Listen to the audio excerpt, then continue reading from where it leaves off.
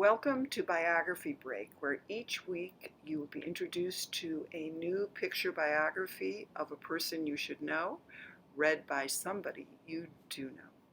This week's biography is I Dissent.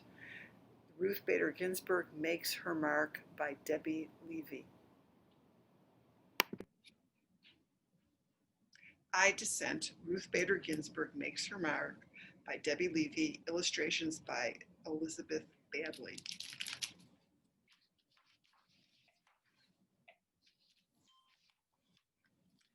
You could say that Ruth Bader Ginsburg's life had been one disagreement after another. Disagreement with creaky old ideas, with unfairness, with inequality. Ruth has disagreed, disapproved, and differed. She has objected, she has resisted, she has dissented. Disagreeable? No. Determined? Yes. This is how Ruth Bader Ginsburg changed her life and ours. In 1940, Little Ruth's neighborhood was vibrant with immigrants, people from Italy, Ireland, England, Poland, and Germany, Jews from Russia like Ruth's father, Nathan Bader, people from different cultures with different holidays, foods, and traditions. But in all these families in Brooklyn, New York, and in families everywhere, one thing was the same. Boys were expected to grow up, go out in the world and do big things. Girls were expected to find husbands. Ruth's mother disagreed. Celia Amster Bader thought girls should also have the chance to make their mark on the world, so she took Ruth to the library. On the shelves were stories of girls and women who did big things, and Ruth read about Nancy Drew, girl detective. She discovered Amelia Earhart, daring aviator. She learned of Athena, goddess of Greek myths. Here were independent girls and women taking charge. Ruth read her way into this world, and around her the sweet scent of books blended with savory aromas from the Chinese restaurant downstairs. Delicious. A girl could be anything. Sometimes Ruth and her parents took car trips out of the crowded city, and as they drove past a hotel in Pennsylvania, Ruth saw a sign, no dogs or Jews allowed. This is how it was in those days. Hotels, restaurants, even entire neighborhoods announcing no Jews, no colored, no Mexicans, whites only, not welcome, not allowed. And Ruth and her family were Jewish. This was prejudice, pure and simple. Now it was Ruth's turn to disagree. She disagreed by never forgetting how it felt to read such words. She never forgot the sting of prejudice. In elementary school, Ruth was excellent in some classes and less excellent in others. Her favorites were English, history, and gym. In those, she did well. But then there was handwriting. Ruth was left-handed, and back then teachers told left-handers they should try to write with their right hands. Ruth's right-handed penmanship was so bad, she earned a D on her penmanship test. She cried. Then she protested.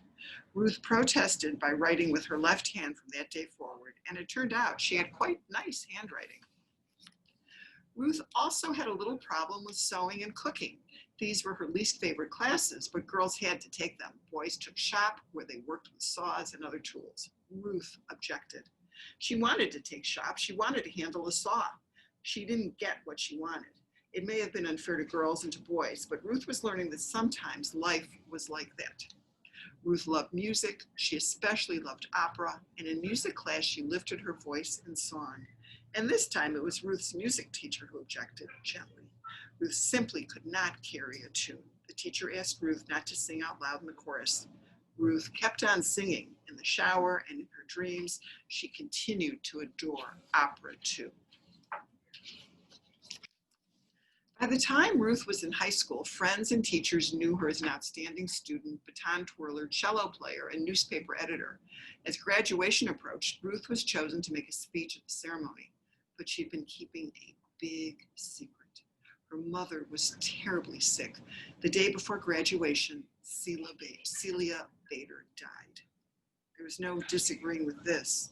There was no disagreeing. This simply was. Ruth did not go to her graduation. She did not give her speech. Still, Ruth knew what her mother wanted, and 3 months later, she left home to attend college. Not many girls went to college in the 1950s. Ruth made friends, but she also met girls who excluded Jews from their clubs. She met boys who thought girls should be looking for husbands. And then she met Martin Ginsburg. Marty was tall and funny. Ruth was small and serious. Marty could make her laugh, and they fell in love and hatched a plan. After college, they would go to law school, both of them. Lawyers, Ruth had learned, could fight unfairness and prejudice in courts. People thought it was a fine idea for Marty to attend law school. They didn't think Ruth should go. A lady lawyer? People disapproved. And Ruth disapproved right back. So did Marty. They got married, they went to law school, and they had a baby, Jane. Ruth's law school class had a total of 9 women and 500 men. She studied mightily and tied for first place in the class.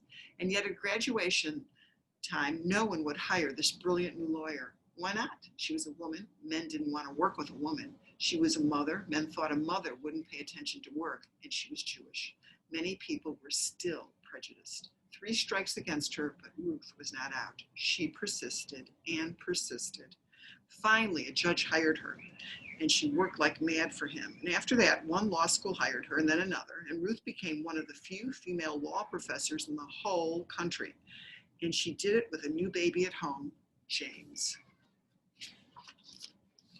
Ruth had disagreed and worked her way into being a lawyer and professor, but around her, other women were excluded from jobs. And when they did get jobs, they earned less than men.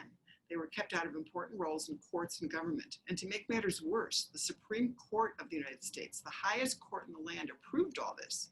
As one Supreme Court justice had written years before, the natural and proper timidity and delicacy which belongs to the female sex evidently unfits it for many of the occupations of civil life. In other words, women and girls were too shy and weak to do big things in the world. Another Supreme Court opinion declared, woman has always been dependent upon man. Ruth really disagreed with this. So Ruth went to court to fight for equal treatment of women, and the most important cases went to the Supreme Court. The first time she appeared there, Ruth was so nervous, she feared she might be sick. But standing before the 9 Supreme Court justices, Ruth imagined them as her students. She, Professor Ginsburg, needed to teach these students, who were all men, why a person's choices shouldn't be limited just because she was born a girl. Ruth wasn't only fighting for women, and when women were excluded from the work world, men were excluded from home life. Why shouldn't a father stay home to care for his children and cook the meals? Why shouldn't his wife run a business? These were fresh ideas in the 1970s. Ruth did not win every case, but she won enough. And with each victory, women and men and girls and boys enjoyed a little more equality. Sometimes Ruth and Marty's children received confused looks when they said that their mother argued cases in the Supreme Court and their father made the family's dinners. People found this strange. Ruth, Marty, Jane, and James did not concur. They kept on being the type of family they wanted to be, and dinners at the Ginsburg home were delicious. Marty was a successful lawyer, but also a marvelous chef who had mastered the art of French cooking. Ruth, her family knew, had mastered the art of burnt pot roast. Ruth became well known as a lawyer, so well known that President Jimmy Carter chose her to be a judge in Washington, D.C. Then Ruth became known as a first-rate judge, and President Bill Clinton asked her to be a justice on the Supreme Court. Along with the 8 other Supreme Court justices, her job would be to decide the most significant cases and answer the most difficult legal questions in the United States. Ruth agreed. In 1993, Justice Ruth Bader Ginsburg became the first Jewish woman on the nation's highest court. In each case, the Supreme Court considers, after hearing from lawyers who argue for each side, the 9 justices take a vote. The side that gets the most votes wins the case. The justices who agree write the opinion to explain the court's ruling. And when Justice Ginsburg votes with the winning side, she wears a special lace collar over her robe. But many times when the Supreme Court announces the decision, Justice Ginsburg disagrees. I dissent, she says, and she writes her own opinion explaining why. Plus, she wears a different collar just for dissenting. I dissent, Justice Ginsburg said when the court wouldn't help women or African Americans or immigrants who had been treated unfairly at work. I dissent when the court rejected a law meant to protect the right of all citizens to vote, no matter the color of their skin. I dissent when the court said no to schools that offered African Americans a better chance to go to college. Justice Ginsburg can be very convincing. In one dissent, she explained why the court was wrong to rule against women workers who were fighting to get paid the same as men. Congress and the president agreed with her and passed a law to undo the court's ruling. Justice Ginsburg had disagreed most often with the legal views of Justice Antonin Scalia, but they didn't just complain. I dissent, no, I dissent. They shared their conflicting ideas, each pointed out weaknesses in the other's arguments, and after the opinions were written, the two justices had fun with each other. They didn't let disagreements about law get in the way of a long friendship. Here they are parasailing in France, or riding on an elephant in India. Justice Ginsburg, it says, is now the oldest member of the Supreme Court. She was the oldest member. Some people have said she should quit because of her age. Justice Ginsburg begs to differ. She works as hard as ever. She exercises in the gym. She never misses a day in court. She attends the opera, gives speeches, and travels. Many have cheered Justice Ginsburg for her persistence and independence. They've called her a rock star, a queen, a goddess, a hero. Of course, Ruth Bader Ginsburg isn't a rock star, a queen, or a goddess. But to many, she is a hero. She made change happen, and she changed minds. She cleared a path for people to follow in her footsteps, girls in college, women in law school, and everyone who wants to be treated without prejudice. Her voice may not carry a tune, but it sings out for equality. Step by step, she's made a difference. One disagreement after another.